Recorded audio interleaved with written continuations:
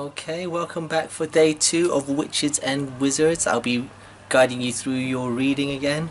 So this one is fun. It's all about potions and making lots of exciting things, magic spells, all of that stuff. So, how to make a teacher disappear. What sort of funny spells do you reckon you can cast on your teacher? Maybe you can turn Mr. Guevara into a baby. Alright then, I want you to try and do that. I want you to say 1, 2, 3, Mr. Guevara, be a baby. 1, 2, 3, Mr. Guevara, be a baby.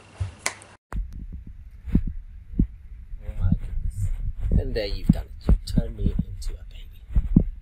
I want you to turn me back. 1, 2, 3, turn back. Phew, that was better. Right, I think I prefer being like this. Anyway, day 2. Here are the 2 words that need some clarification on the thing you're going to read. So number 1 is ingredients. So ingredients, and that's all the items needed to make something. Second word is going to be the word slimy. So slimy means something that is covered in slime. Can you think of a time when you've used the word slimy before to describe something?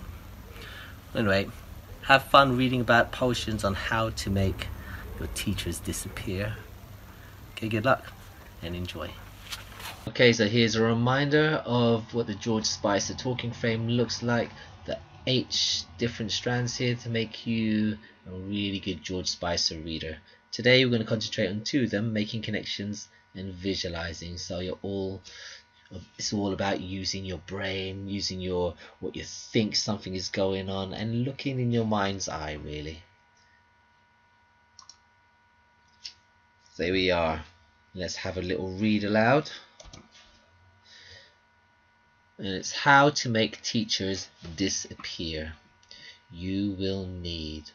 So this reminds me of a recipe that I've seen in books. They normally have a little title and tell you about what you will need. So it's an instruction text here. It's going to tell me to do something. 1 tooth from a tiny frog. So in my head I can see not just a frog but a tiny frog, and 1 tooth from the tiny frog. So it makes me think that it's going to be pretty hard to take this tooth from the tiny frog. 3 hairs from a snake's eyebrow. So I know what a snake is. A snake's eyebrow. Now I think it would look pretty crazy to see a snake's eyebrow. I don't think I've seen one in real life, so this might be pretty tough to get. The tongue of a slimy worm. So in my head I can see this slimy worm. I know what it looks like because in the garden or in the park I've seen worms wriggling about, especially when it's raining. And then there's a tongue of a worm. I've never seen the tongue of a worm before, so it might be pretty tough to get this one as well. Okay, so now it's over to you to try and have a go at using making connections or visualizing talking frames to see if you can formulate the sentence to go with your one. Alright, here we are. Once again, how to make teachers disappear, and you will need fluff from a bat's belly button. What can you see in your head? Go. Next one. 8 drops of blood from a witch's finger. Does this remind you of anything? What do you think it would look like? Go.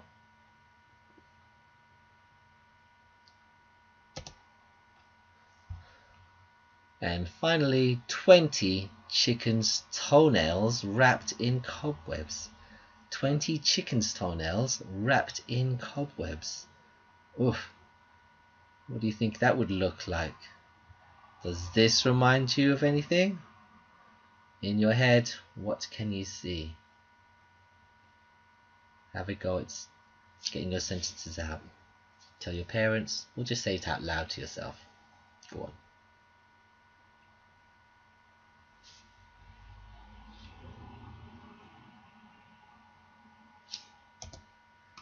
Okay, here we are. Your turn to start reading, and when you're reading, once again, here's some strategies, okay? So when your brain says, well, our brain must say what if we do not understand? So the strategies we looked at yesterday was read all of the sentence. What would make sense? You could use that today as well.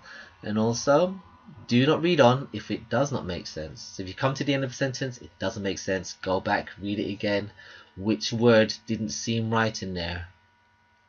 So read it again and see if it does make sense. Okay, so here are the texts from the pack. We've already read this, how to make teachers disappear. We've got all of the ingredients here, and here is what you have to do now. So have a go at reading that and see if it makes sense to you. Good luck with that. And here are the questions. So let me just go over them. I'm just going to highlight some keywords and see if you understand what you're going to do. So number 1, it says number these instructions from 1 to 3 to show the order they must happen in.